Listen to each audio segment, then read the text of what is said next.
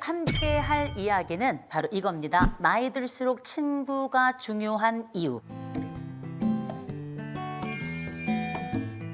이 친구에 대한 여러 연구 결과들 중에 뭐가 있냐면 언덕 실험이라는 게 있습니다. 버지니아 대학에서 굉장히 재밌는 연구를 하나 했어요. 이거 백팩에다가 아주 무거운 짐을 지게 하고 한 그룹은 언덕 앞에 혼자 서게 하고 다른 한 그룹은 친구들과 함께 서게 했어요. 그랬더니 친구들과 함께 섰던 그룹이 이 짐이 더 가볍다고 느끼고 이 길이 더 가깝다고 느꼈어요. 이게 참 재밌죠? 아직 넘지도 않은 길인데, 아직 가지도 않은 길인데 이 친구라고 하는 개념이 정말 정서적으로 이미 내 짐을 가볍게 만드는 아주 정신적인 중요한 역할을 하는 사람들이라는 거죠. 중요하지, 친구. 친구 얘기하면 벌써 둘 중에 하나예요. 눈이 반짝 뜨이거나 아니면 절로 한숨이 나오거나. 그래서 제가 먼저 여러분들께 먼저 여쭤보겠습니다. 두 분이 생각하는 친구의 기준이랄까? 혹시 그런 게 있을까요? 정말 살다 보니까 그렇지 않아요? 슬픈 어때요? 일은 같이 슬퍼해주기 너무 쉬운데 쉬운 것보다는 함께 슬퍼해주는데 근데 좋은 일 있을 때 진정으로 진짜 좋아하는 친구가 몇 명이 될까? 그러니까 뭔가 있잖아요. 약간 축하해 하는데 표정이 약간 그래 이런 거 있잖아요. 그게 느껴질 때 있어, 시기 질투가 시기 깔려 있는 질투가, 느낌. 나쁜 얘기하면 어머 어떡해 슬퍼해주고 막 같이 울어주니까 전 진정한 친구인 줄 알았어요. 근데 좋은 일 있을 때는 깎아내리고 너 옛날 생각해봐 막 이런 것들. 그래서 정말 진정으로 축하해주는 친구가 정말 기쁠 때나 진정한 친구 아닐까 생각이 들어요. 전 그런 기준으로 보고 있습니다. 그거 맞는 말인 것 같아요. 어때요? 저는 이제 진정한 친구의 기준은 제가 진짜 속상할 때 제가 진짜 자존심 상하는 말이 있을 수 있잖아요. 막 그런 말조차도 그냥 좀 이렇게 터놓을 수 있는 게 진짜 친구가 아닐까. 그리고 마지막에 그 말을 붙이죠. 너만 알고 있어. 중요한 거야. 너만 알고 있어. 아마 각자가 생각하는 친구는 이런 거야라는 나름의 정의가 있을 거예요. 그런데 우리가 최근에 이런 얘기들을 SNS를 통해서 하든지 강연 현장에서 하든지 아니면 유튜브를 통해서 하든지 이런 공개 강연을 하잖아요. 그러면 댓글이 붙어요. 친구고 나발이고 혼자가 편하다. 이게 가장 첫 번째 댓글입니다. 저는 그래서 이런 말씀을 드립니다. 살아가면서 어떠한 것이 나에게 중요한 것인지 얘기를 할 때 저는 이 관계력이 되게 중요하다고 생각하는데 생각해보면 요즘은 너나 할 것 없이 다 외롭다 말하잖아요. 우리나라 10명 있으면 그중에 4명이 외롭다 말합니다. 그런데 이런 외로움이 단순한 문제가 아니고요.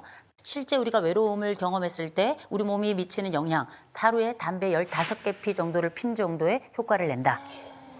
그만큼 악영향이라는 건데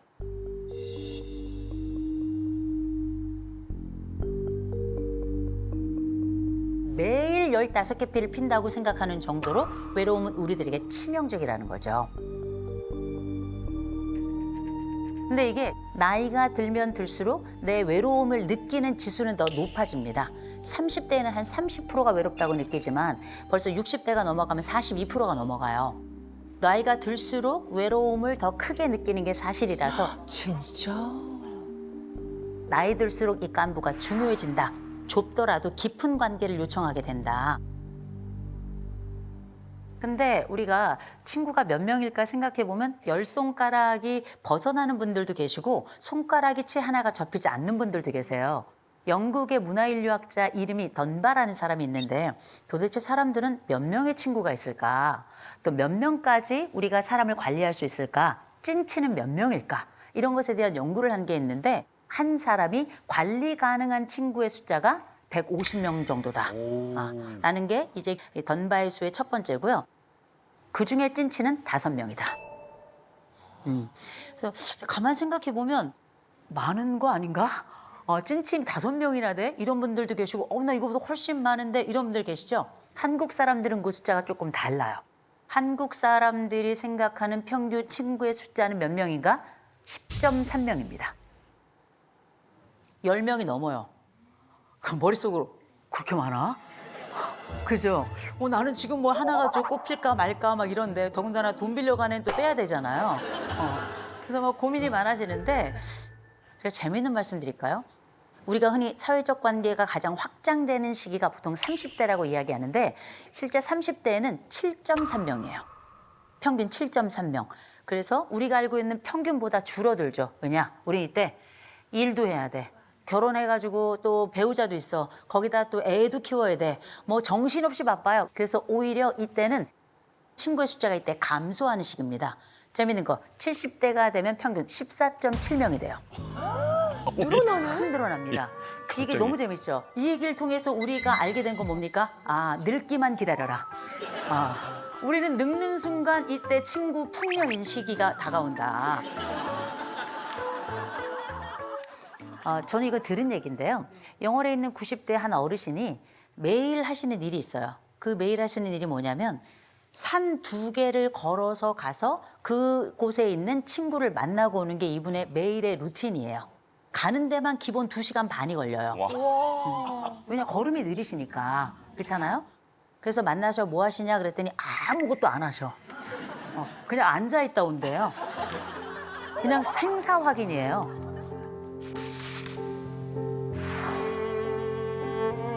나와 함께 20대부터 만났던 그 친구를 70년째 그렇게 만나고 있는 겁니다. 비가 오나 눈이 오나 바람이 부거나 매일. 귀여우셔. 진짜. 그래서 이 정서적 간부라는 게 아무것도 아닌 것 같지만 그가 살아있다는 것만으로도 나의 세계가 안정성을 갖는, 이게 어쩌면 가족이 줄 수 없는 그 독특한 사회적 핏줄이 나에게 주는 힘이라고 볼 수 있거든요. 그래서 어쩌면 나이가 더 들어서는 나의 생존이 그의 생존하고 직결되는, 내 친구 관리를 잘해주면 내 수명도 늘어난다는 거 이제 말씀드리고요. 근데 생각해 보세요. 인생에서 만나는 최악의 친구들 유형도 있어요. 굳이 또 나쁜 친구라고 말하기보다는 나에게는 정말 별로인 친구들. 이를테면 우리가 제일 많이 느끼는 거, 나를 이용하는 애들 있죠. 예, 없으셨어요, 선생님은? 선생님 왜 없겠어? 그래, 우리 생도 약간 뒤통수 맞는 스타일이야, 순수해서. 왜 없겠습니까? 제 주변에 많이 있는데 그중에서도 저한테 딱 1년에 한 번 전화하는 친구가 있어요. 딱 1년에 한 번 전화해서 꼭 돈 빌려달라는 친구가 있어요. 진짜 별로다. 돈 빌릴 수 있어요. 빌릴 수 있는데 그러면 우리가 늘 항구적으로 괜찮은 관계라는 걸 서로 연락을 통해서 확인을 해야 되잖아요. 그런 거 전혀 없이 1년에 한 번 딱 전화해서 그다음에 돈을 빌려달라고 하잖아요. 이게 한 3번 정도 반복이 되니까 돈을 갚고 안 갚고의 문제도 있지만 이 친구가 나를 뭘로 보는지, 배 갈린 돼지 저금통으로 보는 건 아닌지 약간 이런 느낌이 좀 들더라고요. 그래서 그 뒤로는 연락은 하지만 저는 돈은 이제 더 이상은 빌려주지 않아요. 참고로 받지도 못했습니다. 받지도 못했는데 제가 너무 놀란 게 그 친구 애가 이제 결혼을 했어요. 결혼을 하는데 호텔에서 결혼을 하더라고요. 호텔 결혼이 얼마인지 아시죠? 꽃값만 몇 천만 원이에요. 근데 저에게 빌려간 돈은 안 갚으니까 그게 눈이 진짜 뚜껑 열려. 저는 그래서 제가 그 친구 딸 결혼할 때 거기 있는 꽃 제가 다 가져왔어요. 집에다가 막 여기저기다가 백합이 재채기가 나가지고 제가 오죽했으면 그렇게 했어요. 이렇게 나를 이용하는 친구들은 어떻게 보면 최악의 친구가 아닌가 이런 생각이 들고요. 또 하나는 나를 학대하거나 착취하는 친구들이 있어요. 여러분 보세요. 이쁜 애들 중에, 이쁘고 날씬 애들 중에 옆에 뚱뚱한 애들 데리고 다니는 친구들이 있어요. 꼭 있다? 왜 저만 당한 경험이에요? 있어요. 아니 제 친구 중에 제가 왜 이런 얘기를 하는지 모르겠는데 아니 제 친구 중에 정말 얘는 지금 생각해도 예뻐요. 걔네 집 앞은 늘 남자애들이 문전성시해요. 저희 집은 그냥 개만 짖어요. 그런데 이 친구는 남자애들 만나러 갈 때 맨날 저를 데려가는 거예요. 그리고 딱 봐도 얘만 딱 빛나도록. 어머, 어떡해. 자기가 미팅을 주선하고 나머지는 다 못난이들 데리고 나가고, 그리고 우리는 못난이 역할을 하고 나서 아무도 애프터를 못 받고, 걔만 저희를 통해서 걔 연락처를 받은 제 파트너가 걔한테 연락하고. 어머, 어떡해. 뭐 이런 식으로 이게 3번, 4번 같이 미팅에 나가고 우린 폭탄이 되고 막 이런 상황이 되고 나니까 나중에는 얘가 우리를 이용하는구나. 뭐 이런 식으로 저도 많이 아팠습니다. 근데 이런 경우는 전형적으로 어쩌면 나르시시즘을 가지고 있는 아이들의 특징이기도 해요. 그러니까 기꺼이 친구들을 반복적으로 착취했겠죠. 세 번째, 우리가 최악의 친구라고 생각하고 만나지 말아야 될 친구 중에 하나는 나의 모든 부탁을 다 거절하는 친구들이 있어요. 대부분의 사람들은 미안해서 거절을 잘 못해요. 10중 8구는. 그런데 내가 했던 모든 부탁에 대해 모두 다 거절을 한다? 걔는 나를 증오하는 애예요. 나를 싫어하거나 나를 우습게 하는 애인 겁니다. 그래서 무조건 밀어내고 무조건 싫다 말할 건 아니지만 한 번쯤은 이렇게 이 친구들이 어떤 친구들인가 생각해 볼 기회는 가져보면 좋겠다라는 차원에서 좀 말씀을 드린 거고요. 근데 한 가지, 여러 얘기가 많이 있겠지만 제가 한 가지는 말씀드려야 될 것 같아요. 절교라는 걸 하죠. 교제를 끊는다. 절교한다 하더라도 꼭 기억하실 것. 말로 하지 말 것. 그 순간 원수가 됩니다. 원수는 보복의 대상이 되죠. 그래서 절교하고 싶은 친구가 있죠? 그냥 안 만나시면 돼요. 한 번 거절하고 두 번 거절하고 세 번 거절하면 눈치가 있는 사람이면 10중 8구 다음에 나랑 안 만나요. 그럼에도 불구하고 계속 만나자 그러는 건 목적이 있는 거예요. 뭐 돈을 빌릴 일이 있다든지 다른 목적성이 있는 거지 여러 번 거절하면 저절로 그 관계는 정리가 되는 거니까 굳이 내 입을 열어서 절교란 말은 안 하는 게 낫겠다라고 감히 말씀을 드립니다. 대신 우리가 인생에서 아무리 친하다 하더라도 하지 말아야 될 것도 있잖아요. 저는 하지 말아야 될 것들 중에 많이 있지만 제일 먼저 부정 유머는 쓰지 않도록 저는 꼭 권해드립니다. 부정 유머라는 게 뭐냐면 다른 친구, 이를테면 제가 영란 씨에게 제 친구를 소개해요. 영란 씨 제 친구예요. 얘가 제 친구들 중에 제일 못생기고 제일 뚱뚱한 애야. 유머야. 유머인데. 유머인데 별로야. 그럼 별로지. 만날 때마다 계속 이 친구를 놀잇감으로 삼는 거. 이건 좀 이제 별로 좋지 않은 거죠. 두 번째는 앞담화 뒷담화 안 돼요. 앞담화도 안 됩니다. 앞에서 내가 너 솔직히 말하니까 내가 너에게 얘기 말하는 거야. 근데 친구라도 마음 상해요. 그래서 웬만하면 앞담화도 하지 마시고요. 뒷담화는 당연히 안 됩니다. 그리고 또 한 가지, 우리 정말 친한 친구들 오래 유지하고 싶으면 비밀 얘기하지 마세요. 그래. 그래. 그러니까 나 너만 알고 있어야 돼. 근데 다음날 영철이가 알면 너야. 그렇죠? 이 세상에 비밀은 없어요. 왜? 그 친구가 자기 배우자에게만 얘기해. 근데 그 배우자한테 한 얘기를 그 아내는 또 다른 아주 절친 영혼의 친구에게 이야기해. 그럼 어떻게? 이제 우리는 5,300만이 다 아는 거야.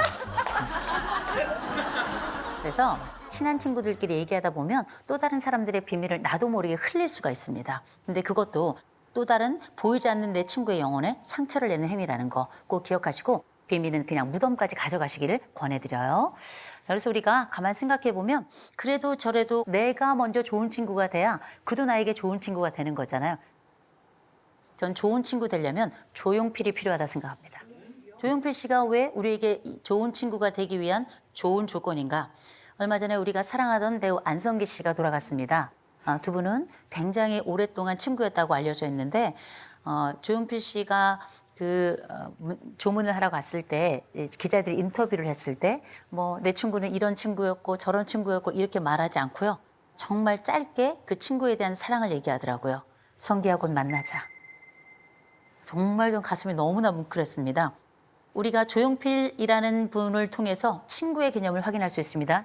첫 번째, 조건 없이 수용합시다. 이 친구가 실패의 순간에 내게 다가와도 미안하다고 용서를 구하는 시점에라도 우리 그냥 조건 없이 받아줬으면 좋겠어요. 왜? 그 친구가 중요한 게 아니라 내가 그에게 좋은 친구가 되는 게 중요하기 때문입니다. 두 번째는 용기 있게 다가갔으면 좋겠어요. 때로는 내게 연락이 없는 친구라도 내가 좋은 친구가 먼저 되는 게 중요하다면 가끔 문자도 하세요. 가끔 어색하지만 전화도 한 번씩 하세요. 세 번째, 필연처럼 아껴주셨으면 좋겠어요. 예쁘다 말해주시고 네가 있어서 난 맨날 감격이야. 네가 있어서 난 너무너무 좋아. 네가 내 친구에 너무 자랑스러워. 이렇게 얘기해 주셨으면 좋겠어요. 인디안의 격언 중에 보면 이런 게 있잖아요. 친구는 나의 슬픔을 지고 가는 자다. 그렇죠? 슬픔도 등에 지고 같이 걸어갈 수 있는 좋은 친구 만들고 그 친구들 만끽하시길 바라겠습니다.